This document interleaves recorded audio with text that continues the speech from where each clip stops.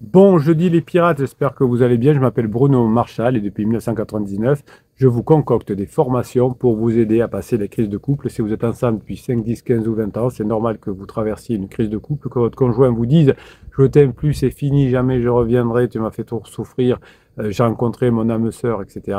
C'est normal, c'est une crise de couple, tout le monde en traverse. Alors il y a des personnes qui effectivement ne savent pas gérer la crise et qui se séparent. Vous avez peut-être des personnes autour de vous qui se sont séparées alors qu'ils étaient ensemble depuis très longtemps. Et puis il y a les pirates qui ont eu la chance de tomber sur cette chaîne, qui se forment, qui apprennent, qui s'entraident et qui récupèrent leur conjoint. Vous avez un seul lien en descriptif de cette vidéo. Vous cliquez dessus. D'abord, vous aurez droit à une formation gratuite, mais aussi ensuite, vous aurez le catalogue des 200 formations pour vous aider à récupérer votre conjoint en crise. 200 formations, c'est beaucoup. Enfin, en fait, il y en a un peu plus, mais je dis 200 formations. Et puis, vous avez sur le même lien le canal Telegram où toute la journée, je vous mets des vidéos, je vous mets des textes pour vous donner la grinta pour mettre en application ce que vous apprenez dans les formations.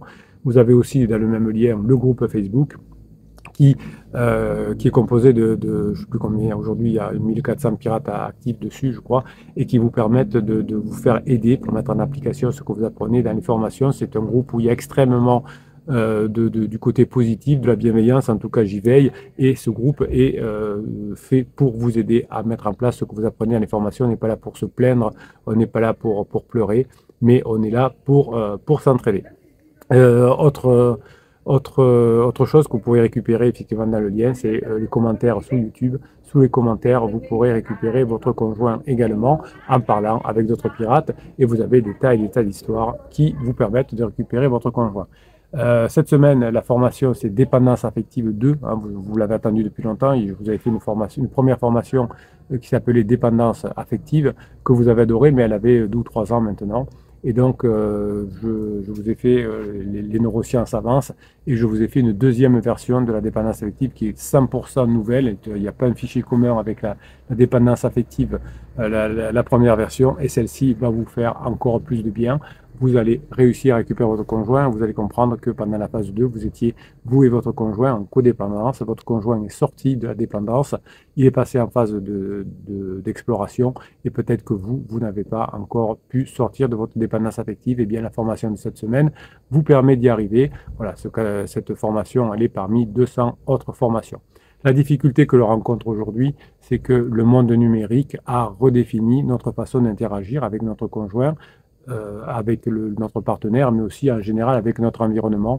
Et tout ça nécessite une expertise pour récupérer son couple après une crise, de façon que les enfants ne changent pas de maison toutes les semaines et que vous ne souffriez pas et que vous dépensiez beaucoup d'argent d'ailleurs, puisqu'un divorce, ça coûte 20 000 euros la première année, 10 000 euros les années suivantes, selon les moyennes de l'INSEE. Vous me dites souvent que ça coûte beaucoup plus cher. Mais vous voyez qu'il vaut mieux investir en soi que dépenser de l'argent dans des avocats et dans de la souffrance. La digitalisation de notre société, finalement, vous impose une pression sans précédent sur votre santé mentale et tout ça va modifier profondément la quête de sens au sein des relations. Là où autrefois l'amour se construisait sur des fondations stables et permanentes, il est aujourd'hui pris dans un flux constant de stimulation et de distraction numérique.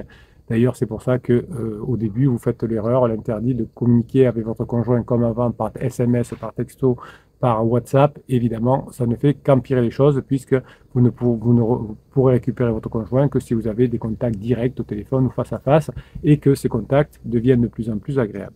Cette dynamique crée un sentiment, finalement, cette dynamique de numérisation, d'incertitude et d'instabilité qui a poussé de nombreux couples à remettre en question le sens même de leur union. Vous avez des personnes autour de vous qui ont divorcé car elles n'ont pas su gérer leur crise. La quête de sens, autrefois linéaire, devient aujourd'hui un défi en perpétuel mouvement. Et si votre conjoint est en crise existentielle, eh bien cette perte de sens a pu abîmer votre couple et même, si vous n'aviez pas eu la chance de tomber sur cette chaîne, aurait pu entraîner une séparation.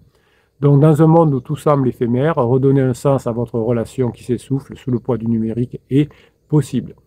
Si on revient quelques années en arrière, si on reprend l'histoire d'Alexandre Pouchkine et de Natalia Goncharova, on retrouve cette quête de sens dynamique. Leur amour, qui était déjà passionné et vibrant, a été mis à l'épreuve avec des pressions extérieures tout comme les couples modernes, mais à l'époque, il n'y avait pas les forces du numérique, mais déjà, ça avait été dur pour Pouchkine.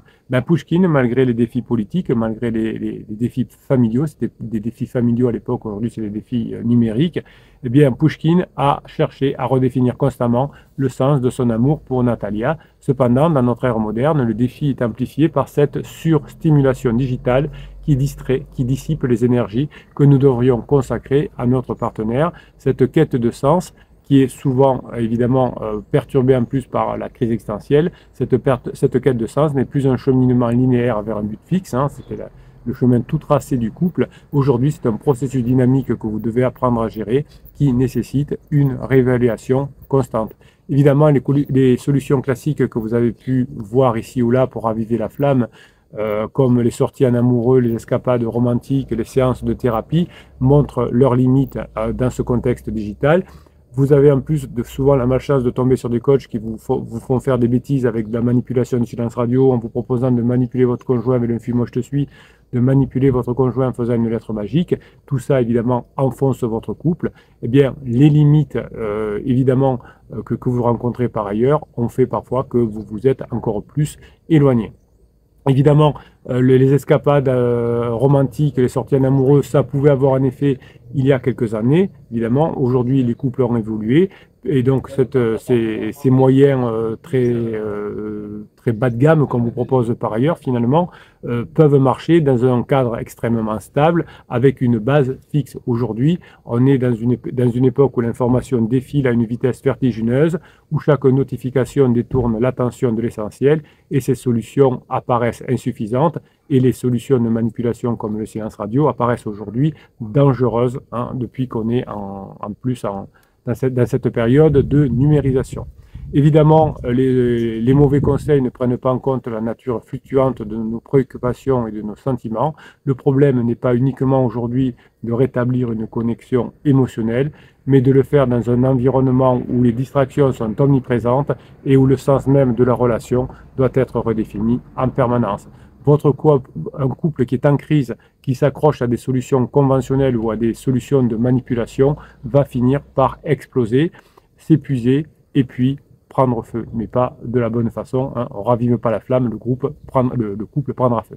Donc les méthodes traditionnelles ne parviennent pas à finalement régler la racine du problème, la déconnexion entre le sens recherché dans la relation et l'assaut continuel des sollicitations numériques. En d'autres termes, il est difficile aujourd'hui, voire impossible, de retrouver avec votre conjoint une complicité durable en appliquant des recettes qui ne prennent pas en compte l'impact destructeur de la digitalisation sur notre capacité à donner du sens à notre vie de couple. Autant la manipulation, il y a quelques années, pouvait fonctionner avec le silence radio, et je te réponds pas au téléphone, avec le film Moi je te suis, quand tu t'approches, je suis plus. Aujourd'hui, à la digitalisation, ça fait totalement exploser le couple. Donc pour contourner cette impasse, vous allez plonger dans le catalogue des 200 formations et vous allez embrasser cette dynamique. Vous allez accepter que le sens dans une relation doit être en perpétuelle redéfinition. C'est ce qu'on appelle la méthode des jeux infinis. C'est une des 200 formations qui est au top. Si vous appliquez les règles du jeu infini, votre couple ne terminera jamais. Donc il ne s'agit plus aujourd'hui de chercher une stabilité illusoire, de revenir en phase 2, en phase de sécurisation, ou de manipuler votre conjoint, mais plutôt de considérer votre relation comme un organisme vivant, en constant changement, où chaque partenaire va continuellement réévaluer et redéfinir le sens de l'union. C'est ce que vous allez mettre en place dans la phase 4 de votre couple, ce qu'on appelle la phase de grande intimité. Cette quête de sens dynamique invite les couples à voir leur relation non pas comme un projet déterminé, mais aujourd'hui c'est un voyage sans destination fixe, où chaque étape est une opportunité de redécouvrir l'autre et par là même de redécouvrir le sens de leur union. Donc vous allez repasser des bons moments avec votre conjoint, vous allez montrer que vous allez changer et vous allez vous rapprocher. Dans les formations, on parle d'approches uniquement innovantes qui pourraient être intégrées notamment dans des moments ce qu'on appelle la désynchronisation volontaire, où chacun des partenaires, ce sera surtout en phase 4, accepteront de ne pas être constamment connectés numériquement à l'autre. Vous devez accepter, évidemment, dans la journée, de ne pas vous parler, de ne pas vous envoyer des textos pour avoir des choses à vous dire quand vous vous appelez ou quand vous vous voyez. Paradoxalement, cela peut renforcer la relation, car cela va vous permettre de vous réengager intentionnellement de façon face à face ou avec la voix au téléphone. Chaque interaction que vous aurez en face à face au téléphone pourra devenir alors une redécouverte, une nouvelle définition de votre nous. En acceptant que le sens ne peut pas être fixe, mais doit être continuellement recréé, les phases changent, hein, la sécurisation, l'exploration et demain, grâce aux formations, la phase de grande intimité, la plus belle, la meilleure, la quatrième, vous allez y aller, eh bien, les couples qui vont y aller vont non seulement survivre à l'ère digitale, mais vont tirer parti de ce bonheur de revenir ensemble. Le concept de digitose est une pathologie du sens dans le contexte numérique, et le contexte de digitose pourrait être combattu non pas par la déconnexion totale, comme le silence radio, ce serait une erreur, mais par l'apprentissage de nouvelles formes de connexion en face à face, où le sens n'est plus un but final, mais une expérience fluide en perpétuelle évolution. Plutôt que de couper complètement le lien avec le monde numérique, choisissez un jour où peut-être vous aurez moins de temps passé dans le numérique, et vous pourrez passer plus de temps avec votre conjoint, mais aussi avec d'autres adultes en même temps, car si vous passez que du temps qu'avec votre conjoint que vous connaissez depuis 5, 10, 15, 20 ans, vous n'aurez rapidement plus rien à vous dire, car vous vous connaissez par cœur. Vous allez du coup alterner des moments où vous allez peut-être aller dans le numérique pour regarder des vidéos, apprendre, etc. Et vous passerez des moments où vous serez avec votre conjoint et d'autres adultes ensemble hors du digital.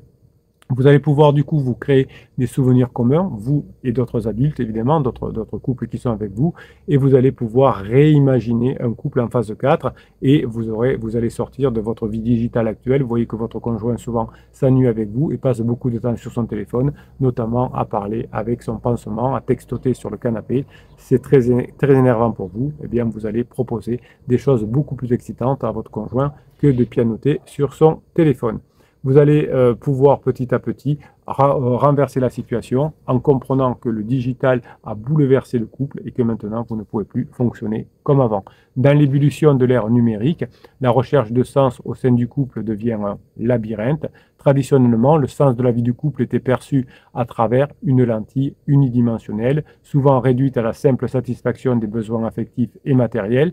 On élevait les enfants, on avait une belle maison, et on avait un métier. Ça, c'était jusqu'à la phase 2. Pendant des années, pendant des millénaires, eh bien, le couple s'arrêtait à la phase 2.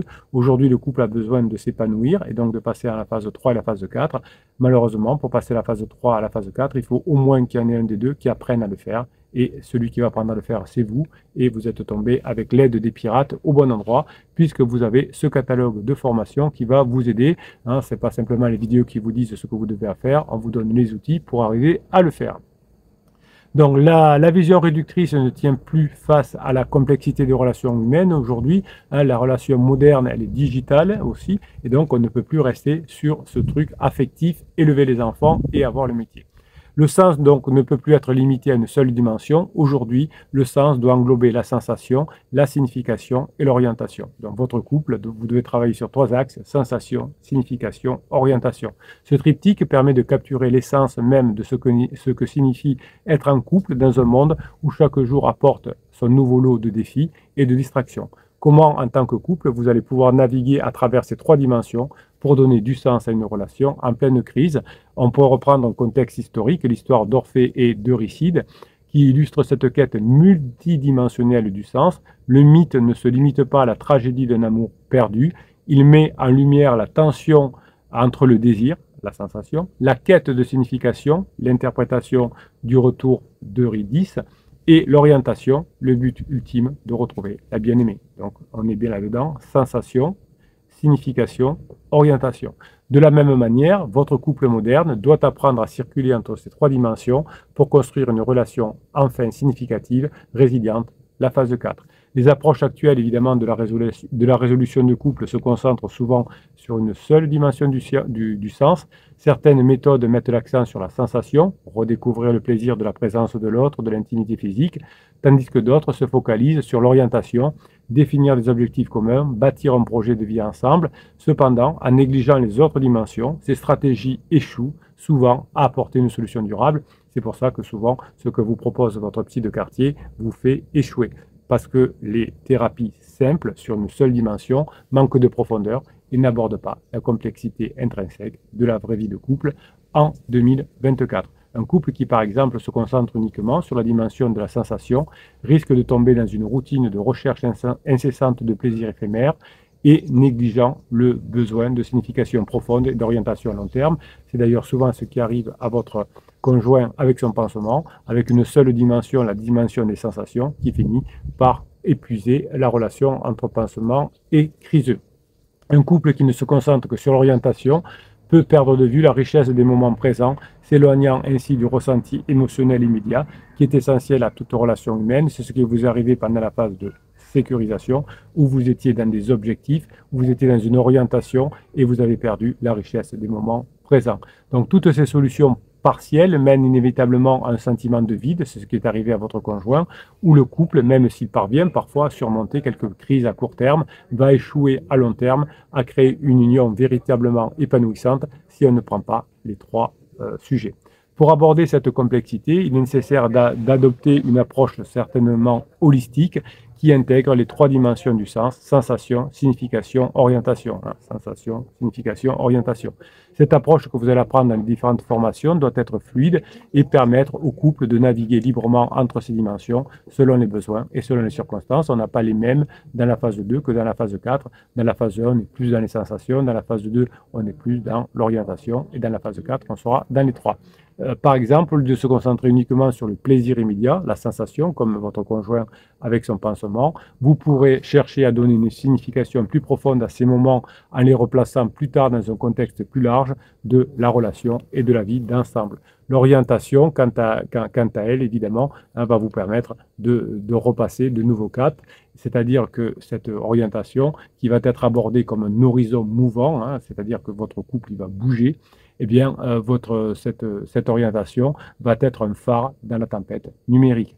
Ce phare qui va guider votre couple, les formations qui vont vous aider à guider tout ça, cette orientation vers la phase 4, c'est pas un point fixe, mais c'est quelque chose qui va vous permettre d'avancer. Vous verrez des vagues tumultueuses devant votre phare, c'est les vagues tumultueuses d'une existence. Eh bien, vous aurez votre phare, vous aurez votre point fixe, allez en phase 4, et vous allez apprendre chaque jour, évidemment, à aller vers cette phase 4. Imaginez une relation comme un voyage à travers une forêt dense. La sensation est représentée par la perception de chaque feuille sous vos pieds, chaque odeur de la nature environnante, chaque son d'un oiseau caché dans les branches. La signification, en revanche, c'est le chemin que vous décidez de suivre. Est-ce un simple sentier? Est-ce une route? Est-ce un sanctuaire? Qu'est-ce que c'est? C'est une route, un chemin. Et enfin, l'orientation, c'est votre boussole que vous portez, indiquant le nord, le rappel constant de la direction que vous souhaitez prendre.